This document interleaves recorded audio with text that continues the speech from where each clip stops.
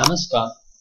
इस वीडियो के माध्यम से आपको सिखाया जाएगा सीपीएसएमएस के द्वारा पंचायत सेविंग्स अकाउंट में फंड्स कैसे ट्रांसफर कर सकते हैं।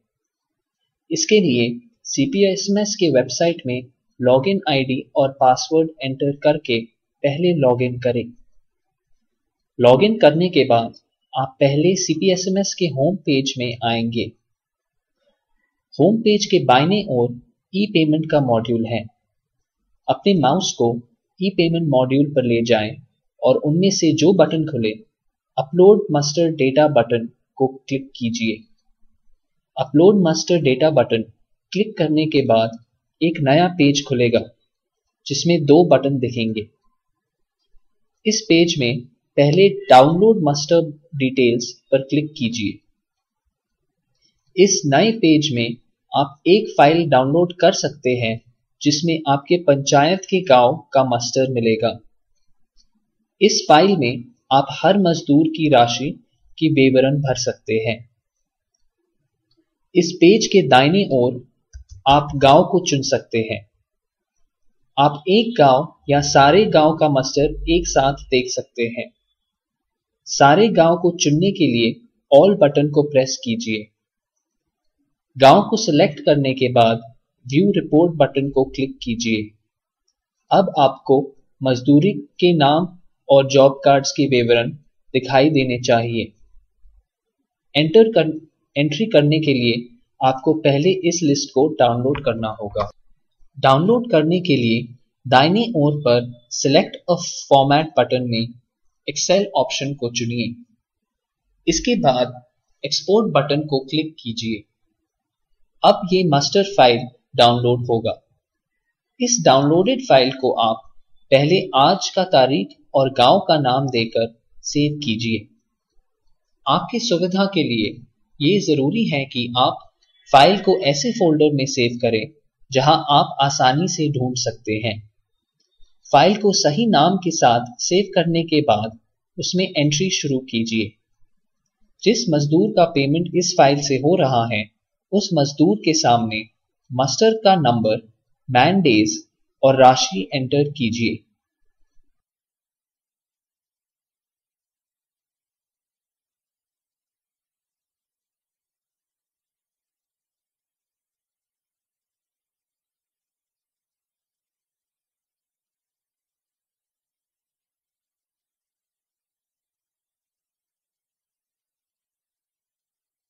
हर मजदूर के एंट्री के बाद फाइल को सेव कीजिए। फाइल को हर एंट्री के बाद सेव करने से अगर कंप्यूटर अचानक बंद हो जाए आपको फिर से एंट्री नहीं करना पड़ेगा। जब सारे मजदूरों के डिटेल्स एंटर हो गए हैं आप कुल राशि कॉलम एच के बटन को प्रेस करके जान सकते हैं। कॉलम एच को क्लिक करने के बाद नीचे आपको कुल राशि दिखाया जाएगा। अगर ये अमाउंट सही है आप अब इस फाइल को सीपीएसएमएस में अपलोड कर सकते हैं। अपलोड करने के लिए दाहिने ओर के कोने में होम बटन को प्रेस कीजिए। अब दोबारा अपने माउस को ई पेमेंट मॉड्यूल पर ले जाइए और अपलोड मास्टर डेटा बटन पर क्लिक करें। अब इस पेज में दूसरे बटन यानी कि अपलोड एक्सेल बटन को क्लिक कीजिए। इस स्क्रीन में पहले एक बार चेक कीजिए कि पुल क्रेडिट अकाउंट में आपके सेविंग्स अकाउंट के खाते का सही नंबर दिया गया है। अगर गलत नंबर दिया गया है आप वही ट्रांजैक्शन को रोकिए और अकाउंट नंबर cpsmshelp@gmail.com को रिपोर्ट कीजिए। अगर अकाउंट नंबर सही है तो टोटल अमाउंट में फाइल की कुल राशि को एंटर कीजिए। इसके बाद चूज फाइल बटन क्लिक करें। क्लिक करते ही एक विंडो खुलेगा जिसके माध्यम से आपको उस फोल्डर में जाना होगा जहां आपने मास्टर फाइल को सेव किया था। सही मास्टर फाइल को चुनने के बाद ओपन बटन को प्रेस कीजिए। अब चूज फाइल बटन के पास उस फाइल का नाम दिखाई देना चाहिए। इसके बाद वैलिडेट बटन को क्लिक कीजिए।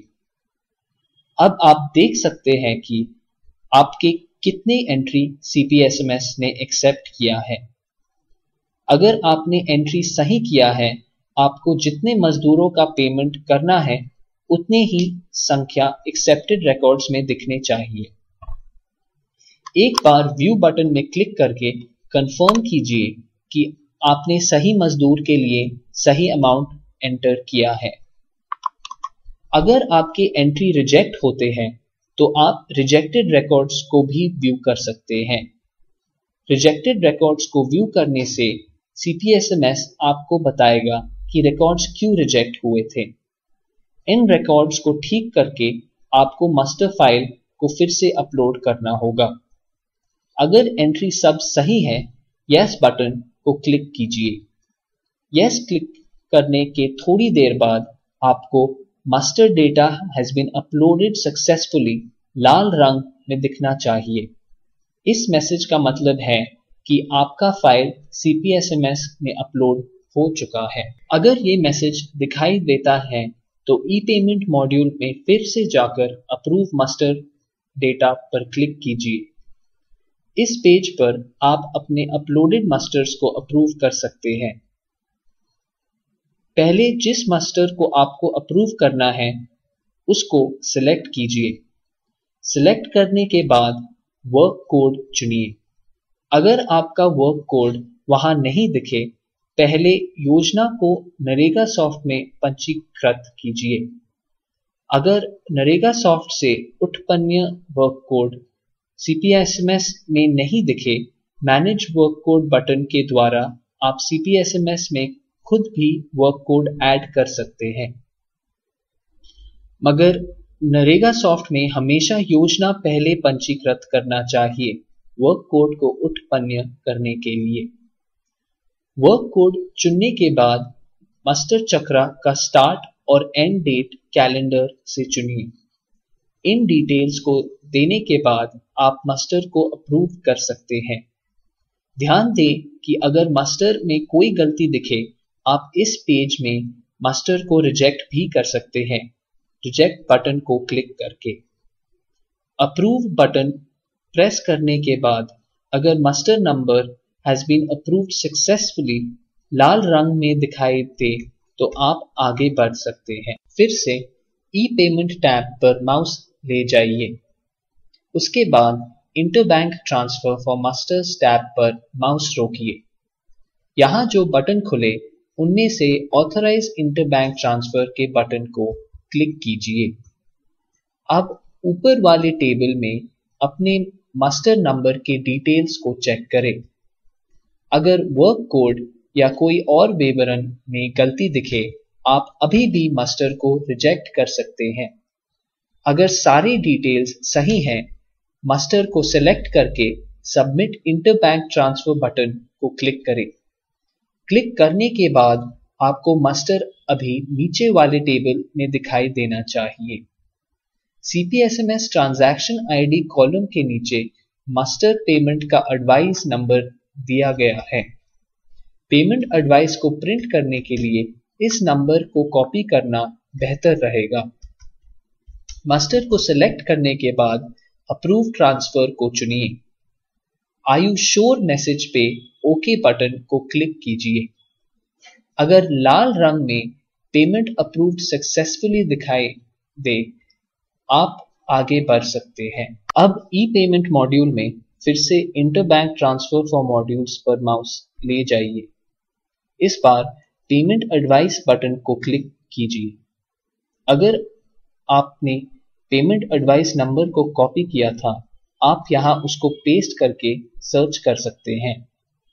अगर आपने नहीं कॉपी किया, आप पेज को खाली छोड़ के भी सर्च कर सकते हैं। यहां पे मास्टर नंबर देख के नीले पेमेंट एडवाइस नंबर पर क्लिक करें। एक नए विंडो पे पेमेंट एडवाइस आपको दिखाई देना चाहिए। इस विंडो में प्रिंट बटन प्रेस करके पेमेंट एडवाइस को प्रिंट कीजिए। मुखिया और पीआरएस के हस्ताक्षर लेने के बाद इस एडवाइस को स्कैन करके आपको सेंट्रल बैंक और सीपीएसएमएस टीम को ईमेल करना है।